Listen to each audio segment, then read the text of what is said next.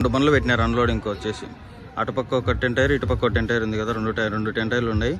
మధ్యలో మన బండి 2 బండ్లకు సమానంగా కొట్టినారనమాట రివర్స్. ఇంకా క్రాసింగ్ కొడుతున్నారు. ఇట్లోంచి ఇటు పక్క 4, అటుపక్క 4 ఉన్నారనమాట అమ్మాలీలు. ఫాస్ట్గా అన్లోడ్ చేస్తాం. చూడండి, వీళ్ళు వచ్చేసి వెనకాల కనిపించుకుంటున్నారు, మనం వచ్చేసి భుజానికి ఎత్తుకుంటాం కదా. వీళ్ళు వచ్చేసి వెనకాల కనిపించుకొని సింపుల్గా అట్లా దించేస్తున్నారు అనమాట. ఒకటి వచ్చేసి బ్యాగ్ 25 కేజీలు అయితే ఉంటుంది. చూద్దాం అన్లోడింగ్ ఎంతసేపు కల్లా అయిపోతుంది. ఫాస్ట్గా అన్లోడ్ అయిపోతే ఇక్కడ నుంచి బయటపడి కాటా పెట్టుకోవాలి. మళ్ళీ భవానీ కాటా దగ్గరికి వెళ్ళి కాంటా పెట్టుకొని మళ్ళీ అక్కడ నుంచి రావాలన్నమాట రిటర్న్. చూద్దాం మరి ఎంతసేపు పడుతుందో. చూడండి అన్లోడింగ్ ప్రాసెస్ ఎలా ఉంటుందో. సో ఫ్రెండ్స్, ఇదంతా ఊడ్చుకోవాలన్నమాట. మనమే క్లీనర్ ఏం లేదు కాబట్టి తప్పదు మనకి. ఎంత ఊడ్చేసుకోవాలి. నేను సాటర్డే వస్తుంది ఊడ్చుకొని కాంటాకు పోవాలి. మళ్ళీ టోటల్ అన్లోడ్ అయిపోయింది, ఇబ్బంది లేదు. రేపు హోలీ అంట.